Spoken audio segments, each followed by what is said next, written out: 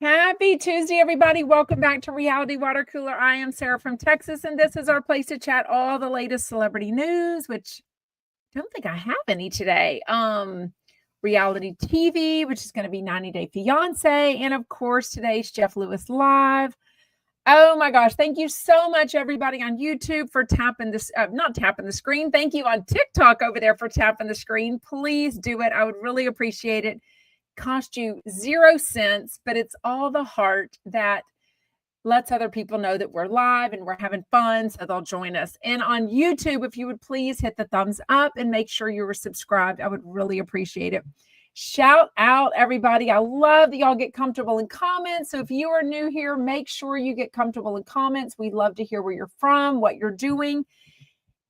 If you were ballsy, which if you're a Jeff Lewis Live listener, you're probably pretty ballsy. But if you have a question or comment and want to come on, hit that link right there. That is always the first comment on YouTube. And it is always scrolling along. It's the StreamYard link. And all you have to do is click on that. And then you will be invited to come on with your question or comment. So, hello. I got some really, really bad news today. So we will chat about that. We're going to chat about my thoughts on the latest 90 Day Fiance. Good Lord. And of course, I'm going to tell you the latest between MJ and Jeff, what they both said. I guess MJ might be beefing with Kelly Dodd. She kind of threatened her sort of on her podcast today. So I did listen to that.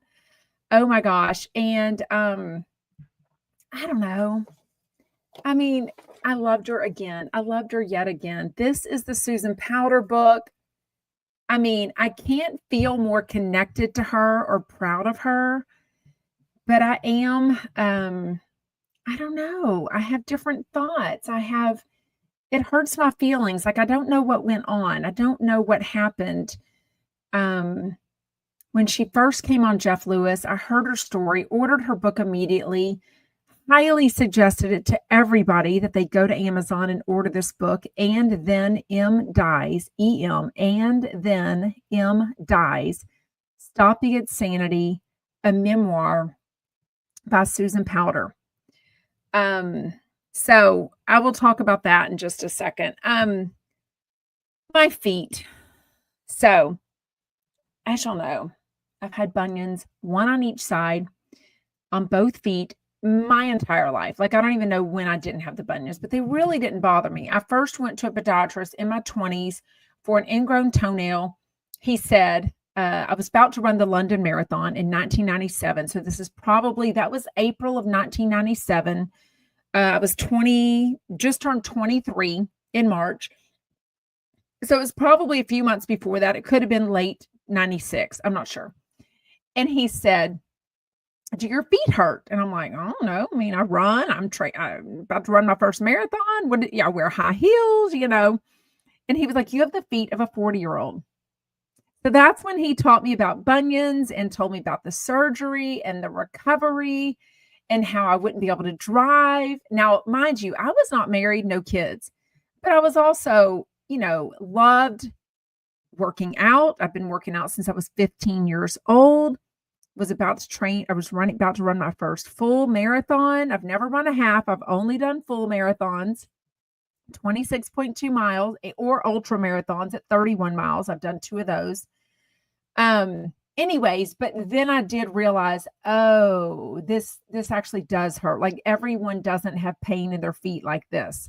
So fast forward, I quit running after like 6 marathons, I think, had kids, all this stuff.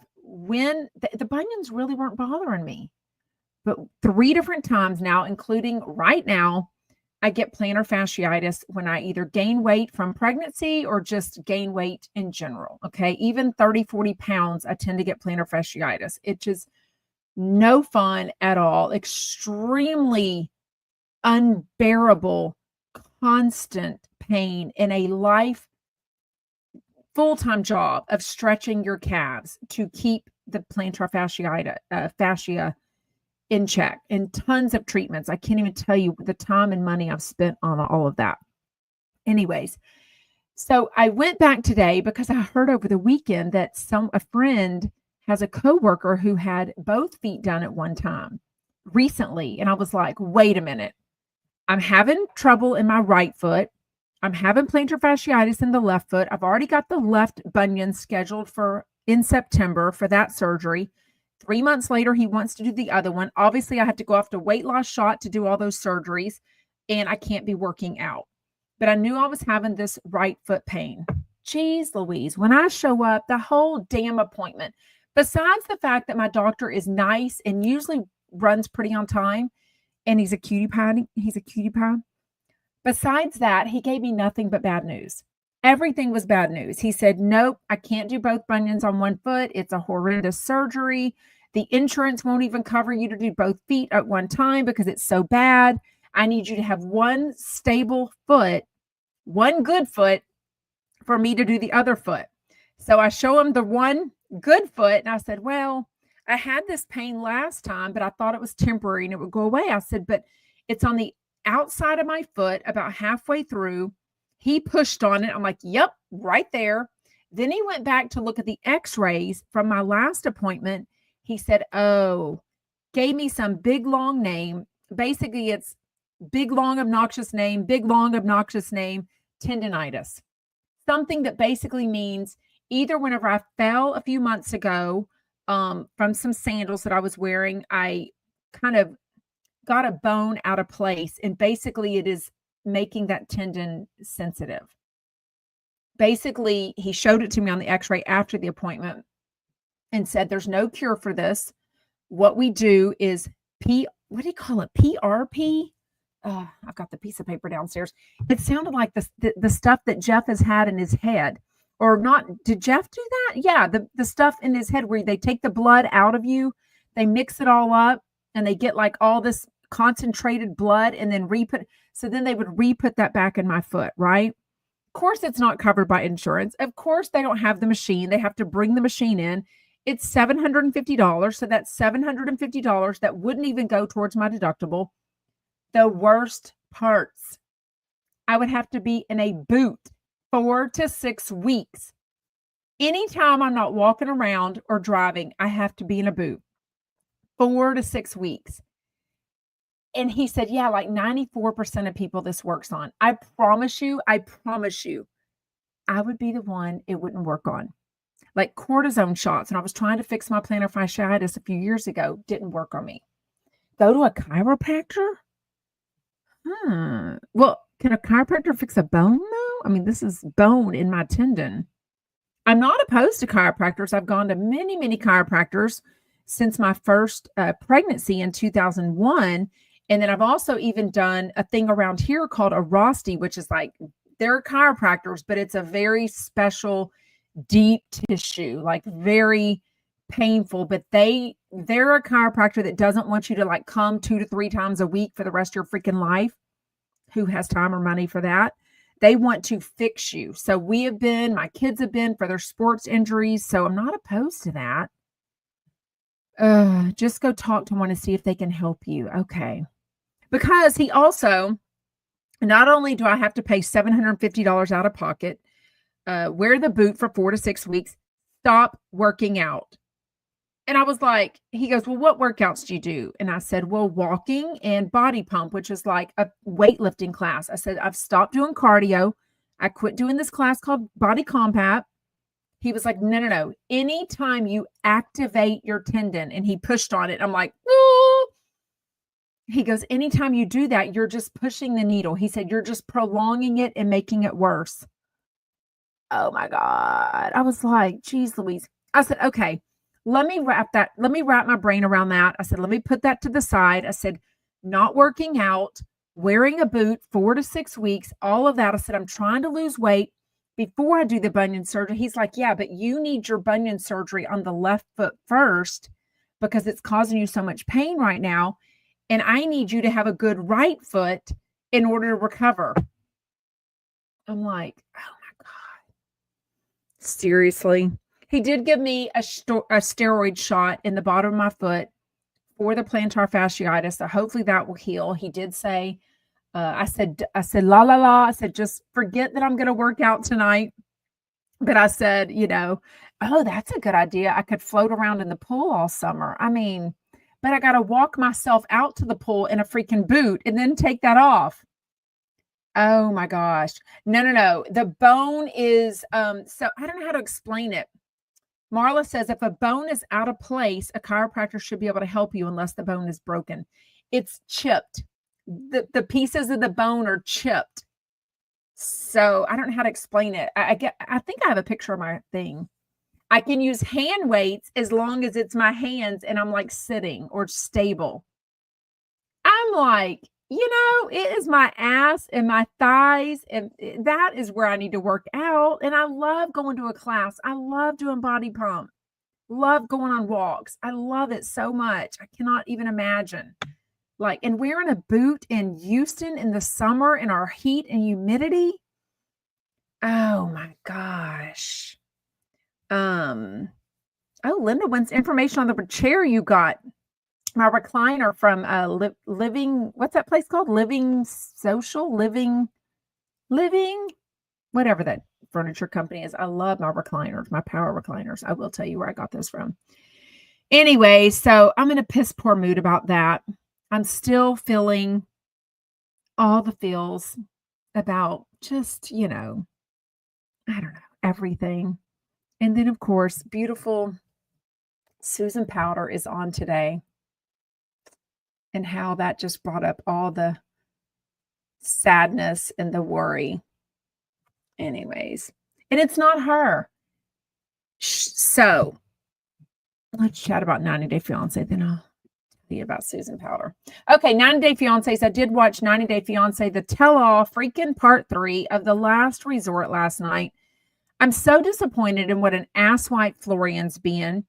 I feel like he's cheated and he's just not admitting it, which I'm very disappointed for. I thought he and Stacy were strong. Benny finally admitted that he did cheat on Ari when she was pregnant. So she got pregnant very soon after they met. So it's not like they'd been bored together 7 years and he like went out and cheated. Anyways, Josh and Natalie, she is a hag. I am so glad at the very end of part 3, and there is going to be a part 4. I cannot believe, like, how many parts to this tell-all are there going to be? Like, freaking geez Louise. But there is going to be a part 4 next week where Sophie teases that she's going to, like, out Rob as gay. And I'm like, come on. Like, I don't care how bad you are. Yes, I would love to think in 2025, if a man is gay or bisexual or what have you, whether he was married to a woman or not before, that he would come out in his own time, but he denies it like crazy. All of them are kind of making these insinuations based on things he's done or posted, whether it was for money or whatever. I don't know. I'm kind of worried. Like, I don't even want Sophie to out him. You know what I mean? Like, I love Rob. I think he's so cute. But Natalie, don't feel anything good about her. Natalie, I've watched since the beginning when she was coming over from Russia and she had fallen in love with the dude from the tiny town in Washington or wherever that is. She's like bad-mouthing Josh. So this guy, Josh, they dated or did each other for 3 years. He's never once considered her his girlfriend. And I'm like, yeah. You are freaking psycho. All you do is push your way back in, make him feel guilty, get money from him, try to get your career going, try to get him to take care of your mom. And now he tells us you've been like, like bad-mouthing his kids' moms. So if we know anything about Josh, he is a dad and he's really kept crazy Natalie away from his house. He's never invited her to her house because she's freaking nutso. And she comes back and she's like defending herself. And he's like, don't. Like, I'm really upset with you. I'm really disappointed. Like, don't. It was so gross. So gross. Hamilton says, oh my God, she's a hag. I think this is the first time I've heard you say something really negative about someone. Love you, Sarah. Well, I mean, is she not? I mean, Natalie is gross. I mean, she really is. Yeah, and I think he did. I don't know why he's choosing not to. Cecile says Ari claimed that that he cheated all along. And I think he probably did. I mean, Benny is a dancer, he's an entertainer, he's young, he's cute. The last thing they needed to do was get married and have a kid. You know what I mean? So, anyways, I started 90 Day Diaries, season 6, episode 2. I still don't, I know they've had their baby, David and Annie. So, David is the one that was married for like 20 years, has 2 kids. He's now 57 years old.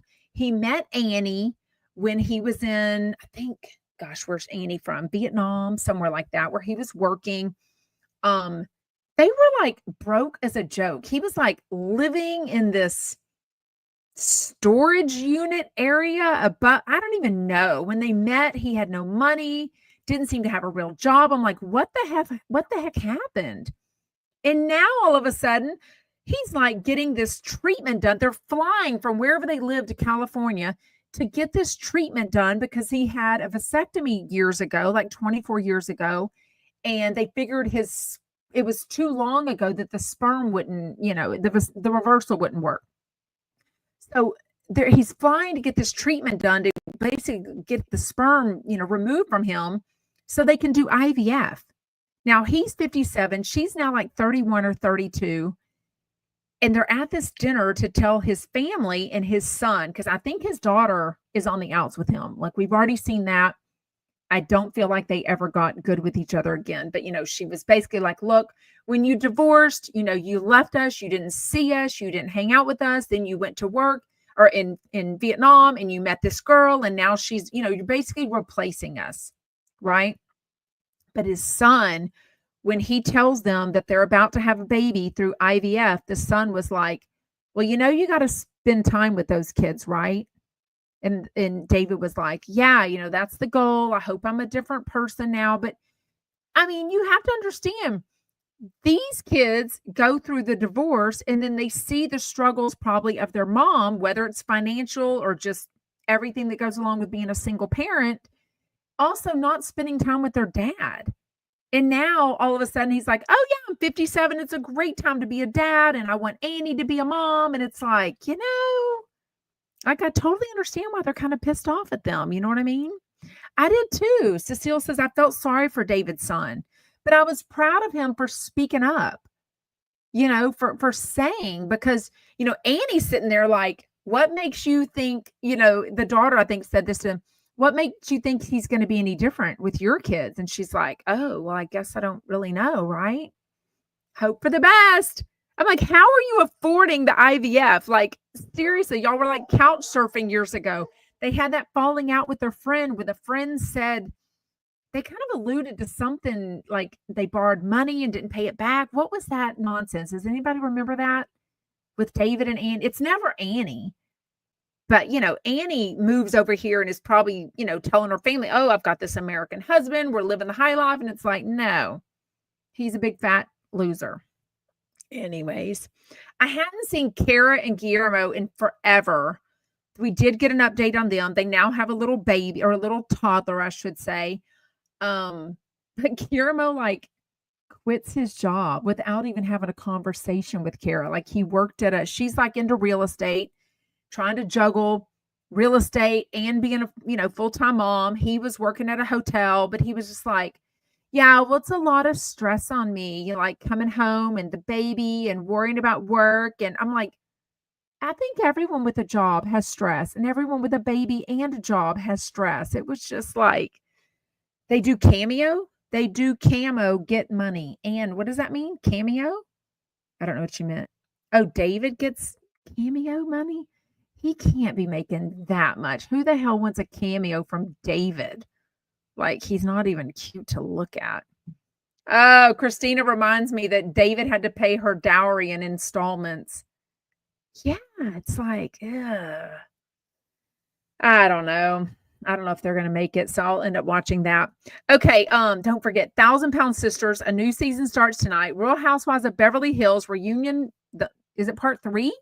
I guess the last one is coming on tonight. And The Valley season 2 premiere starts tonight. So much to watch that we will watch tomorrow for sure. Or we will chat about tomorrow for sure. Okay, I did listen. So somebody had told me that MJ on her Till the Dirt podcast with Tommy had kind of talked about like, oh, I would rather be at Coachella than ChumpCon. I was like organizing my clothes and my jewelry, and I was doing all this stuff instead of going to ChumpCon. So I thought, you know what? If she's giving these digs, and if Jeff said yesterday, I saw what she posted on Instagram, which I talked about and reposted on the Sarah from Texas Facebook group. I'm just warning her, if she comes at me and doubles down and basically says it was this and this and this and this, she is not coming back for 2026. And I think it would probably the beginning of the end of their friendship and professional relationship for sure. So I wanted to listen to it for myself. First of all, I used to listen to their podcast all the time. I really enjoy their podcast. I really do. I like that. Excuse me. I like that MJ talks real slow. I like that it sounds like she's on a mic and her husband Tommy is like 12 feet away. I like that he like doesn't, edit himself and he'll come back and say something if he doesn't agree with what she's saying. I really like their podcast, but she definitely has beef with Kelly Dodd. And she says, and I kind of forgot what it was about. So the other Friday when Kelly was on the Jeff Lewis Live show, somehow, and I don't remember how it came up, about MJ's recent, what she called neck surgery, neck lift, and then her boobs done, and maybe a reduction, a lift and a reduction, something like that. Mainly the neck lift they talked about, which we've heard Shannon Bedore say neck lift. So I never knew that was a bad term. Well, Kelly Dodd was like, it's not a neck lift. Nobody calls it a neck lift. It's a bottom facelift. It's a lower facelift.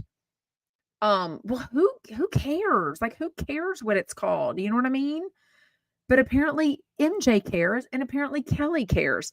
So MJ is basically saying, look, I've got some things to settle with Kelly. Next time I see her or talk to her, I'm definitely going to talk about it. She didn't say it was about the neck lift comments, but she also says, look, if I were Kelly and I were super, what's the word she used, y'all? Divisive? Is that the word? No, she used another word. Like, when you like people either love you or hate you. She used some word. Y'all tell me what it was. But she's basically divisive. She's like, look, if I'm that kind of personality, I'm going to stick and be nice to the people that I haven't already pissed off. Basically, MJ was saying, look, I like you, Kelly, and I don't know why you're having a beef with me about this. You know what I mean? But then she gets into the ChumpCon. So that's yet to be heard, right? We got to still hear what she says about Kelly Dodd. I'm sure Kelly Dodd will hear something about some sure all of her smashers will DM her and let her know that MJ said this and what her response is and whatever. But then Tommy brings up, if you had an option to go to Coachella or ChumpCon, which would you rather? And she said, 100% Coachella. And I'm like, ooh, this is juicy. This is a dig. But she kind of agreed with Jeff, because Jeff kind of said this today, that I think some chumps are not cut out for ChumpCon. MJ says, it's not my thing. I saw pictures. I think she was watching Cynthia or Crystal Minkoff's Instagram videos and basically said, look, I saw them dancing by the pool. At Coachella, I get to go. It's all about who you're with. I do not know what she meant with that, but she said it's all about who you go to Coachella with. And she said at Coachella, you want to keep your group small, but you're really close friends that you're having fun with. And I get to pick those friends. So basically she was saying like doing the ChumpCon is not her thing. I don't think she was going to get to hang out who she wanted to. She didn't want to like dance and do all the things, but she would choose Coachella over ChumpCon. So that was interesting. It sounded kind of like digs. She was definitely saying like, oh, I got so much done this weekend. I saw all these houses on Friday and Sunday. I organized, I think, her sock closet or panties. I mean, something, her makeup. She organized her jewelry. She's like, I got all this stuff done. I cleaned out underneath my sink. And I'm like, you love money. And you're going to say that you did all that stuff instead of going to ChumpCon in Las Vegas on a paid trip and being paid $10,000. So Tommy reminds her, like, But you love fans, you love hanging out, and I do feel like she does. So I was kind of surprised she kind of poo-pooed ChumpCon, acting like that's not her thing, because she very much acted like she loved BravoCon. So I definitely want to know hear your thoughts. Do you think she's lying? Do you think it's one of those things where it's like she has such FOMO, she's so jealous that she's just going to put it down like, oh, I would never, like that's not my jam. You know what I mean? A lot of y'all agree without her. Robin says she's still upset that she didn't get to go. Michael Riley says, liar, liar, pants on fire. I love that. Yeah, Michelle says her own husband didn't believe her. She isn't telling the truth. Allison says, bull, she would go in a heartbeat. Would she fit in there like the chumps this weekend did? No, but she'd still go. But I agree, and we'll chat about that in just a second. I feel like Jeff even said, and somebody already texted me, they think he was giving digs to her. I think he heard about her saying that ChumpCon was not her thing. And I think his rebuttal on the radio today was saying every chump is not cut out for ChumpCon. Like, I think I curated. He goes, I'm going to pat myself on the back and say that I did a good job with hiring the perfect chumps and the perfect amount of chumps. You know what I mean? Like they all get along and such. And you don't want, I mean, everyone that's called in, I mean, y'all know how I feel. Y'all know if I could make myself feel differently, if I could have different experiences and not have people I try not to watch them. I try not to look at some comments lately because I'm just like gonna go crazy. But someone on one of my TikTok videos said something like, well, what did she do? What's the drama? You know, what happened to her? And they're like, oh, go to Reddit. All the facts are on Reddit. And I'm like, oh God. The fact that anyone would say all the facts are on Reddit.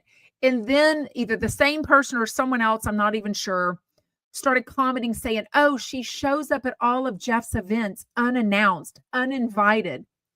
Absolutely false. Absolutely false. Jeff will tell you that himself.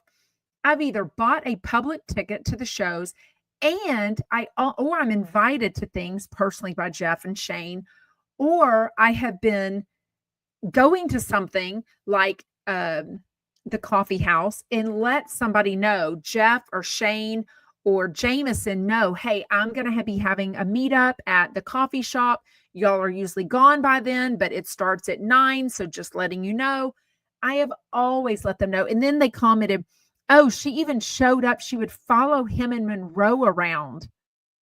I mean, I was just like, I can't with all the lies. That is one thing that drives me nuts about doing what should be a fun fan account is the absolute lies. And then other people end up believing them. They don't know the truth. And it drives me crazy. First of all, besides Jeff Lewis on the streets of New York, there were 4 other grown-ass adults with me. Annette, caller Annette, the $10,000 couple, Melanie and her husband, Scott, and this other chump that lives in New York, Suzanne, I can't remember her name. It's the only time I'd ever met her. They suggested that we go look at Rockefeller Center in New York. That's when we were walking back and Jeff and Monroe walked by us. They know, even though we had met up with Jeff that morning, they know that Jeff had never told us, he never said it even on radio, that he was going to be walking around New York City with Monroe. We never even thought about that. Our deal was to go look. So when we saw Jeff and somebody else in my group yelled out Jeff's name and they stopped, I backed away. I didn't even go up to Monroe and Jeff and say hi. I just kind of looked from afar and they were talking to them. I mean, that's the facts. So for just the narrative to be going out there still that, you know, I follow them around, I show up uninvited, it just pisses me off so bad. Anywho. Okay. So we'll see what ends up happening with them, but you know, MJ and Jeff, I'm not going to be surprised if some kind of falling out, especially if Kelly Dodd gets against MJ and then Jeff yet again feels in the middle of MJ, you know, 2 of his friends, you know what I mean? Um, I know Jackie's like, Sarah, you don't need to go through this again. We know the truth. Do not want you upset. It's the lies are so whatever. And okay, this is another thing. This is one reason when I got so excited about Susan Powter's book and then died, bought it for my daughters. I was like, oh my gosh. I texted my daughters and said, this is such an inspiring book. It has nothing to do with, you don't need to know Susan Powter. You don't need to know her history. But I was so excited. And then Susan Powter saw one of my videos, or she saw my comment saying that I was going to do a book club with my college age daughters, called me on the phone, talked to me for, I don't know how long it was, 30, 40 minutes, and said, yes, I will absolutely do your podcast. Yes, I definitely want to do the book club with you. If you're going to have a book club, I want to be involved. And I said, oh my gosh, can I make a video about it? You know, telling people. She's like, absolutely. What's your name on Instagram? I'm going to follow you on Instagram. My PR guy is going to reach out to you and schedule. So everything goes along. Weeks pass. I don't hear anything. And I'm like, well, that's interesting. I was like, I was kind of hoping, I was like, oh, she's busy. She's probably getting picked up by the Today Show and Dateline, everybody, Entertainment Tonight, People Magazine, everybody.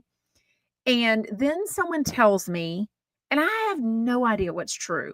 This is where the deceit and the lies and the betrayal just get at you, and you don't even know who to trust anymore, which is kind of something that Jeff talked about.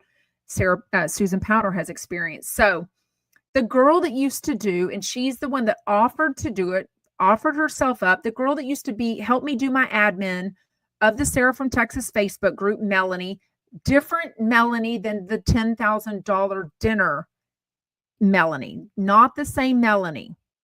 They don't even live in the same city. They just have the same first name. Okay.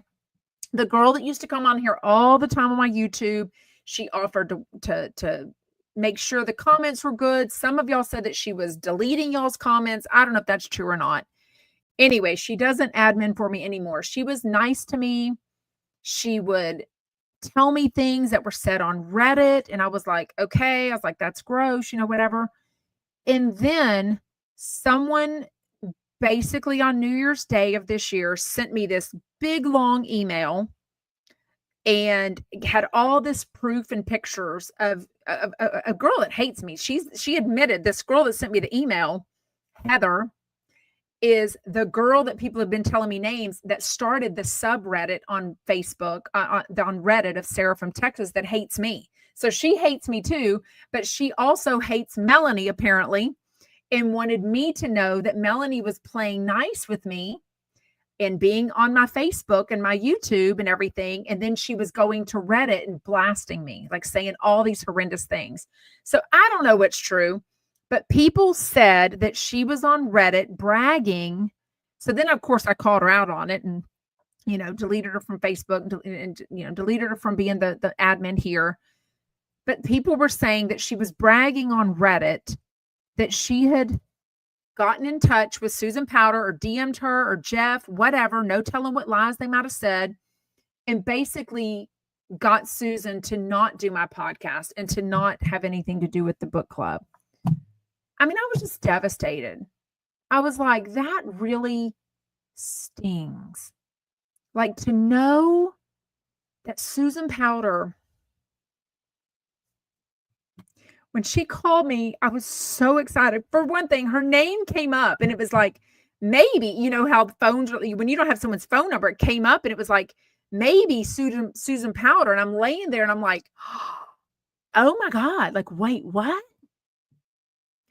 And when she called, I would like to think that she has been through the ringer so much, maybe not with social media, because that wasn't a big thing when she was super famous, but she would understand how people can lie and be deceitful. You know what I mean? And I never even reached out to Melanie. I didn't even want to give her any like, oh, you won. Susan Powter, it didn't follow me on Instagram. Susan Powter's PR guy didn't reach out to me to schedule the podcast. Susan Powter doesn't text me back. She's ghosted me. I mean, literally, she's ghosted me. I mean, I still have her number in there. The last time I messaged her was on March 8th. and said, I hope you're doing well. I haven't heard from your PR guy, so I hope that you can do my podcast soon and or a Zoom book club. March 8th. That's the last I reached out. And I'd reached out to her a few times just saying I'd finished the book, it was great. I mean, never heard back from her. So it's hard to feel like the lovers keep winning and keep lying and keep, pushing me down and spreading lies and, probably telling chumps different things, telling chump listeners different things. It's so irritating, to say the least, because I am nothing but factual.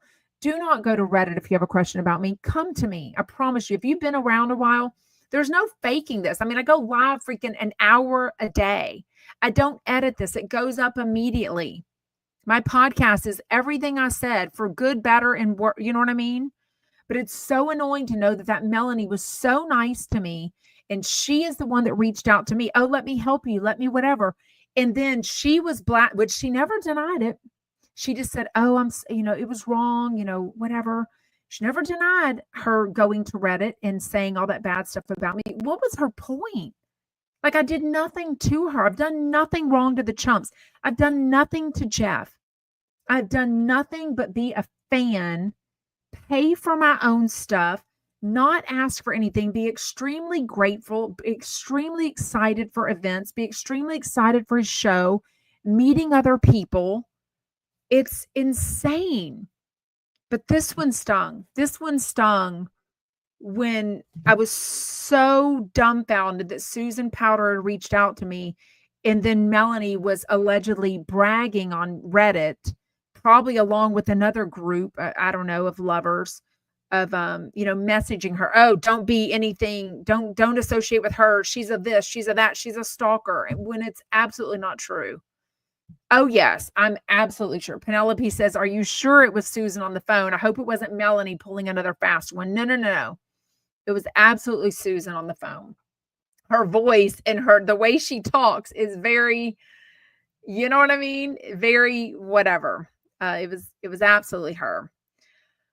AUS Fly Girl says, try not to take it personally. I know it's hard. It's about them. You're a good, hardworking, and your channel. My channel's really not growing, though. I mean, it's hard to see all the hard work that I put in, over a year ago, and everything just stalled out. I promise you, trust me, as much as you don't want to look at numbers, my numbers have stalled out in over a year. So, all these lies and insinuations and exaggerations and everything, and what Jeff said about me on the radio has absolutely obliterated, my fan account. So, and it made, y'all know, it made me lose people that I guess were never really my friends, because if you're only going to be my friend because you think I'm in good graces with Jeff Lewis or whatever, you think whatever the reason was for me, of them unfollowing me and not being my friend anymore,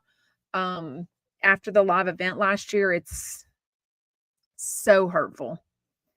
But in a good news, Libby just let us know that she's a 34G. Oh my gosh. Big and small. Oh my goodness. Small around. Yes. We'll go back and rewatch it. She said, I missed the live yesterday. You were so true and honest. Thank you. Yeah, so flanky. I have no idea. Jet says, what happened to the $10,000 Melanie? All I'll say, and I've shared this with y'all before, I didn't know who she was at all before she was telling me that she had booked a $10,000 dinner, and I was on Instagram DM. I was like, great, that's so exciting. Happy for you, whatever. And then as it got closer, she was like literally a week, she was like, he said I can invite somebody and I would love to invite you. And I'm like, oh my gosh. Long story short, she before that, she was like, I'll come on your Instagram and tell you all about it. And I was like, no. You're not going to come on my Instagram and tell me about the dinner. Like, if you have dinner with Jeff Lewis, that's y'all's $10,000 dinner. And you can tell me about it, but not come on my Instagram, right? We're not going to do it publicly. So I probably had to have an inkling there, right? When we went live the night after the $10,000 dinner, she and Scott were in my hotel room on my subscriber live. We went live. she was, and Jeff had said, we can chat about whatever we wanted to chat about.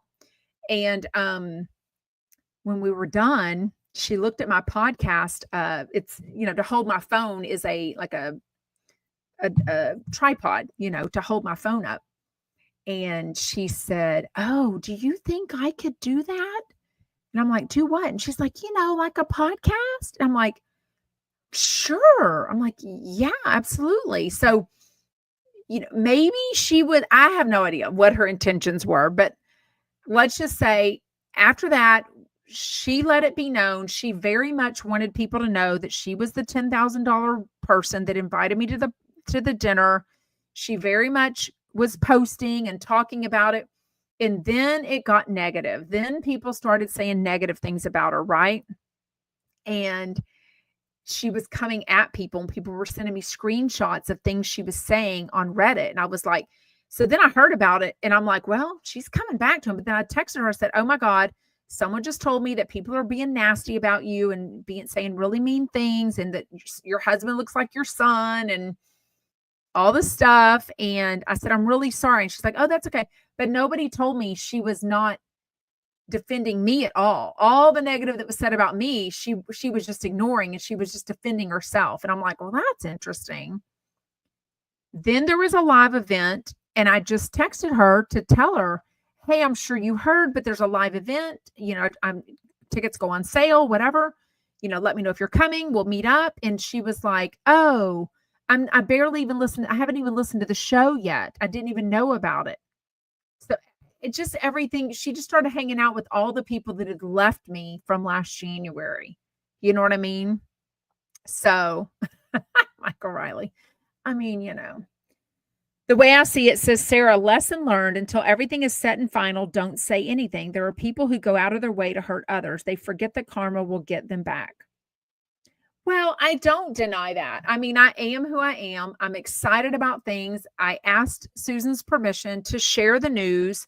It definitely wasn't like a maybe I'll come on your podcast. It wasn't a maybe I'll be involved in your podcast. I mean, your book club. She was so excited. She was so appreciative for me posting about it and talking about it and being excited. And I really was. Y'all know, I wasn't doing that for any other reason than just the pure excitement. Yeah, thank you, Heather. But it's hard to hear her on the show, which I'm super excited for, knowing that she ghosted me, and she probably thinks all these negative, horrendous things about me. And then I'm like, well, I would like to think she would ask Jeff Lewis, "Hey, is she really a stalker?" And he'd be like, "Fuck no." My fans come at her like she's the devil, but she's not. She's just a normal girl. And then I start getting in my head about that. What is Jeff saying? It's crazy. Heather said, "Melanie, if you were watching, we all think that you're the kid in school with no friends. Having to try and buy some for $10,000 just makes it even more pathetic." I'm just saying. And it's so freaking hurtful. I mean, she's like a woman in her 60s. Like, why would she do all that? Why would she do that? You know what I mean?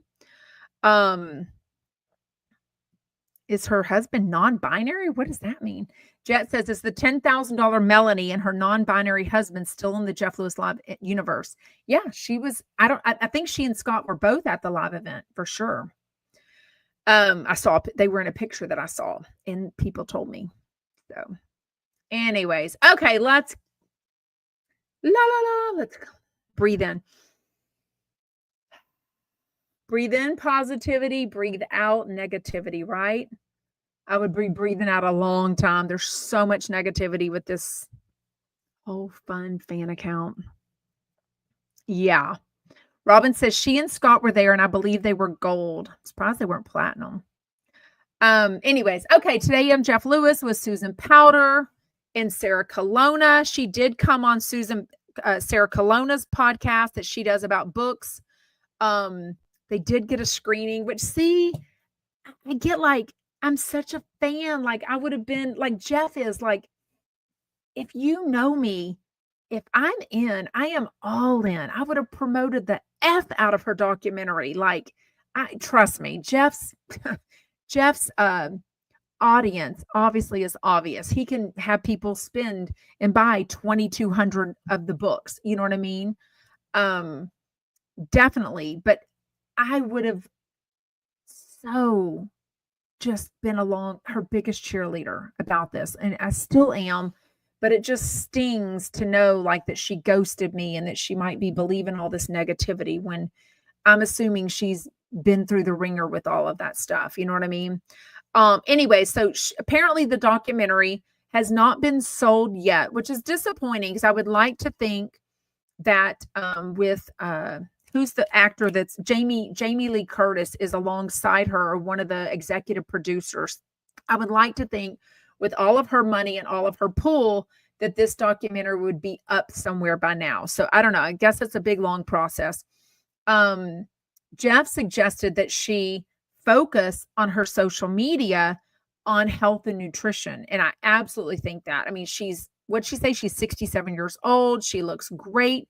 She's been through it. She knows all the things, how to eat whole foods, how to look at all the ingredients. Don't eat things that, turn your mouth blue. You know what I mean? Very energetic, very much a hard worker. She definitely deserves a comeback, in my opinion. And she deserves what she says in the book is that her kids' money, all the money she had worked for, what she's pissed off about is the people that took advantage of her kids' money was stolen. Like, she should be leaving her 3 adult sons lots of money from all of her hard work. And instead she is like working daily as is it Uber Eats or whatever, all the different, she's one of the different Uber Eats or, the, whatever all the food delivery places are, you know what I mean? Yeah, I mean, she just didn't know. Cecile's like, how'd she not know about Social Security? I just think she's working so hard every day in Las Vegas. It's hot. She's just put her head down and she's just grinding. And her best friend had to tell her, hey, it's time and you can collect Social Security. You know what I mean? And that, she said, whatever that amount was, like $1,100 a month. She's like, that saved her. You know what I mean? So I absolutely think she'll have a comeback. I had said it before that she lives in Las Vegas. I think she should have been a surprise guest at ChumpCon. It wouldn't have cost hardly anything for her to show up. I think it would have been great for her. I think it would have been great for the fans, and she already lived there.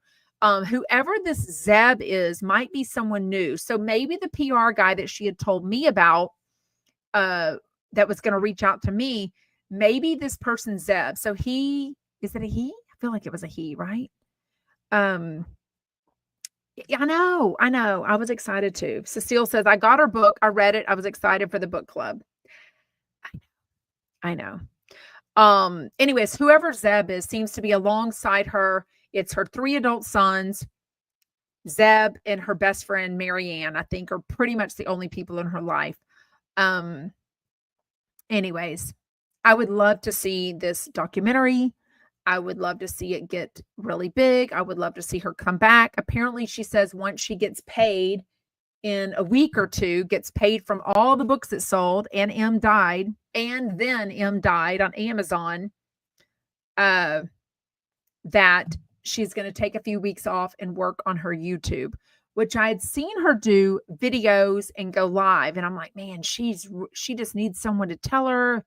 If she would have just kept reaching out to me, I would have taught her anything that I know. But luckily, Joey, who, digital entrepreneur, is going to teach her everything and probably how to get an agent. She's got the name, she's got the fame, she's got the history, she's got the work ethic.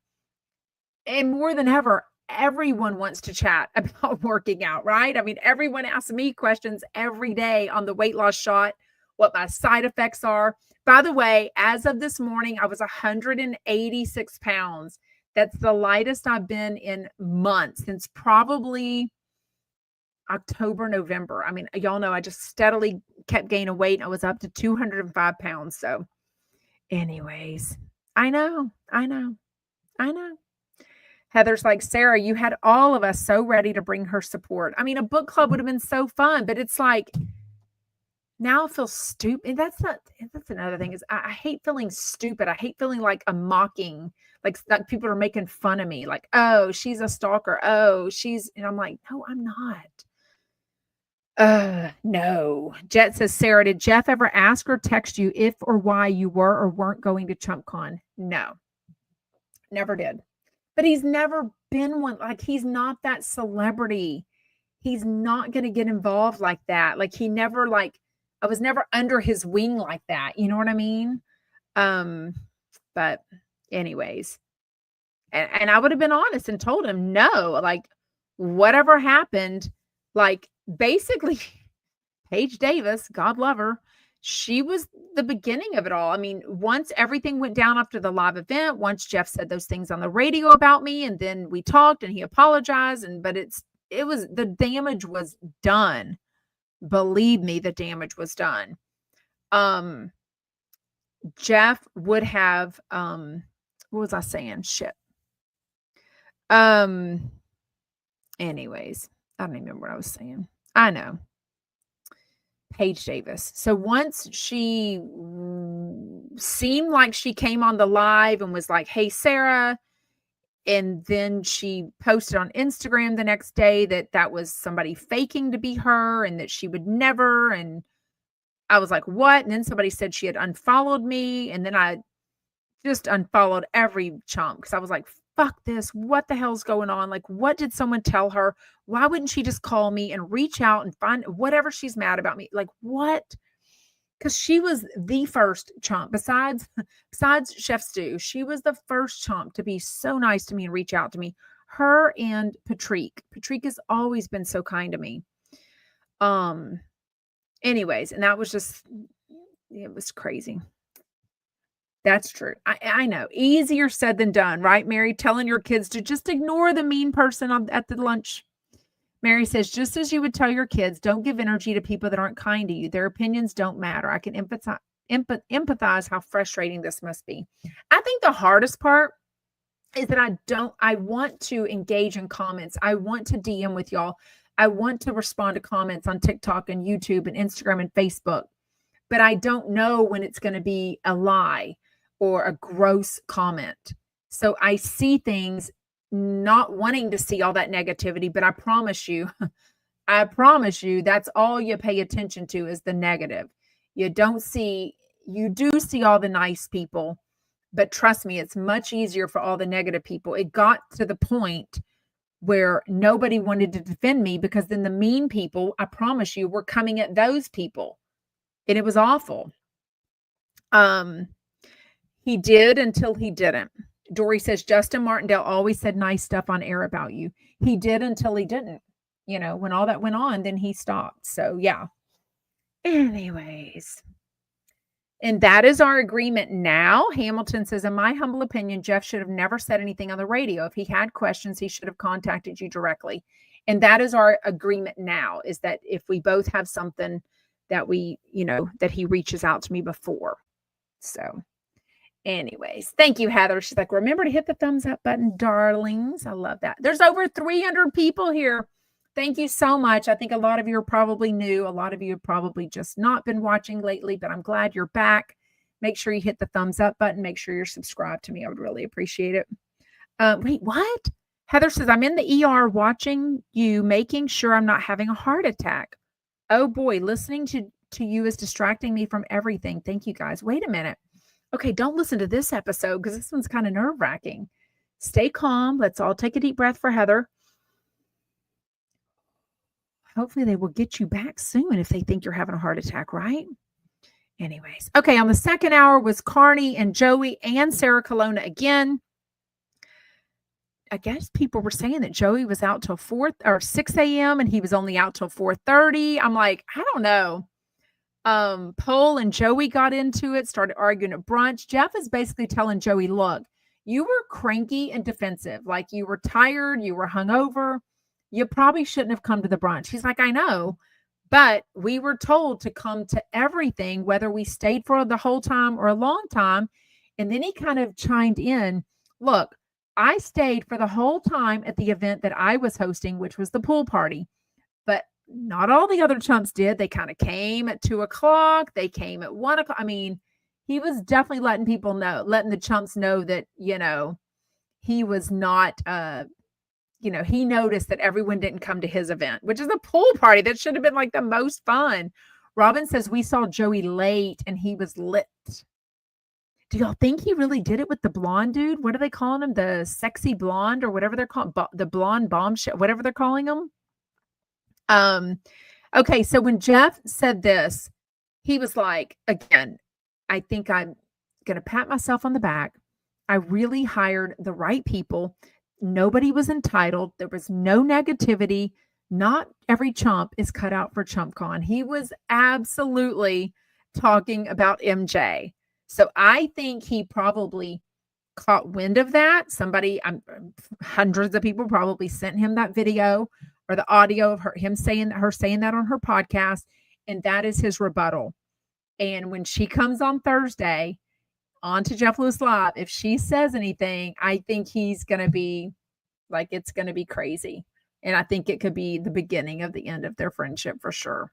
I don't know. And I don't think, like, Reza doesn't stick up for her. Reza basically yesterday was like, we get jealous of each other. I don't know. Joella says, why does he defend Mercedes all the time? No idea. Ooh, May Boo says that'll be her last show. I mean, he's already said she is hired for 2026 ChumpCon. But if she comes on and blasts me and doubles down and says all this negativity, no. I'm also curious who the A-list celebrity Joey's dating. And if he's dating someone, why were all these rumors going around about, because I'll tell you, I've been at a live event. It was the Phoenix live event, and somebody told me and possibly showed me text messages, or maybe it was a DM. I think it was DM of him meeting up at Joey's hotel after the Phoenix live event. So no idea what's true there. But would it shock me if Joey was trying to get together with someone? I mean, Jeff was like, you need to shut these rumors down. You need to get away from that guy. And Joey says, I did. He goes, then I just hung out with your stepmom and dad the whole time. Hey, Dana Maria. Is it Dana Maria or Donna Maria? I never know. Jet says Joey isn't dating any A-list celebrity, maybe sleeping with them. Oh my goodness. Anyways, well, we've got a few more minutes. If anyone has a question or a comment, put it either in YouTube or you can request to come on live with me. The guy was they're calling him, what are they calling him? The blonde, not the hot, but they call the 22-year-old. They're calling that the 22-year-old young guy or whatever they're calling him. But the other one, they're saying some blonde guy. They were kind of dogging. I mean, Carney was coming at one woman. Some guy that was making her feel creepy, she said. Baby chump is what they're calling the 22-year-old, that's for sure. Raquel says Joey's just looking for a daddy. Oh my goodness. Lots of gay guys are he-hos. What's a he-ho? LTD says MJ is going to screw herself with Jeff and Liat. Yeah, because she does the podcast with Liat, Hill to Feel. So, man, she's definitely doubling down about Kelly, right? And she knows Jeff and Kelly are good friends. So it's like, why would she do that on her podcast? You know what I mean? I don't remember how they know each other. Christina says Reza and MJ's families know each other because I think they fled from Iran at the same time. So did their families know each other in Iran, or they met? Dirty Blonde. Thank you, Kimberly. That's what they're calling her. The guy, Dirty Blonde, right? Whoever it was that they said they needed to get away. There was a lot of people they were talking about, like getting too close, or the one they were talking about was kept getting kicked out from different things, and she ended up in the kitchen somewhere, and they were like, "Why are you in the kitchen?" Like, I trust me when I say there are real stalkers. There are real people that don't know how to have their limits with Jeff and the Chumps. I am not one of them. Heather says Ty is working on his 4th pregnancy. Oh goodness. Oh my goodness. Wait, what? Oh, Sarah Colonna? Bev said maybe Jeff pointed her in Sarah's direction since she's one of his employees. Sarah Colonna? Um, Heather says, I don't get why people like MJ or Kelly. Seriously, though, what does MJ contribute? Raquel says, Sarah, question, do you ever need to take a break from all these shows? Sometimes I need to have a break. I don't, because once I commit to watching something or listening to something, I'm either going to stop all the way, cold turkey, or I'm going to keep listening to every single show. Like I've never been one when he started, going 2 hours. I was like, oh, I just won't listen to the second hour. It's 2 hours or none for me. And actually, I think I have a few more minutes of today's show. So today I have 6 more minutes of the show to listen to, but I usually listen all the way to the end. I just, I was processing my podiatry appointment that did not go well, right? I don't think Liat and so Jeff always says when you have something to lose, like Liat already has money. She has nothing to gain from throwing Jeff under the bus or trying to get more famous or trying to get more airtime or be a chump. Christina says Liat will never go against Jeff. I don't feel like they'll ever have a problem. I don't know. Jet says, was that one mean stalker lady he mentioned on the air a few months ago at ChumpCon? I think the stalker he was talking about months ago was a guy that was adamant about dating him, right? And he said the guy just wouldn't leave him alone, and they were kind of whatever. Anyways. Well, we are going to wrap things up. Thank you so much for joining live. If you are watching or listening as a replay, thank you so much. Make sure you're subscribed. Make sure you hit the thumbs up button. Make sure you comment. We'd love to meet you, know who you are, where you're from. Make sure you join the Sarah from Texas Facebook group and have a fantastic Tuesday and watch all the shows so we can chat about it tomorrow. I mean, 1,000-Pound Sisters, Beverly Hills, The Valley. I mean, geez Louise, what else is going to be on tonight? So much. And I will see you tomorrow, same place, same time, 4 p.m. Eastern. Bye, Chumpettes.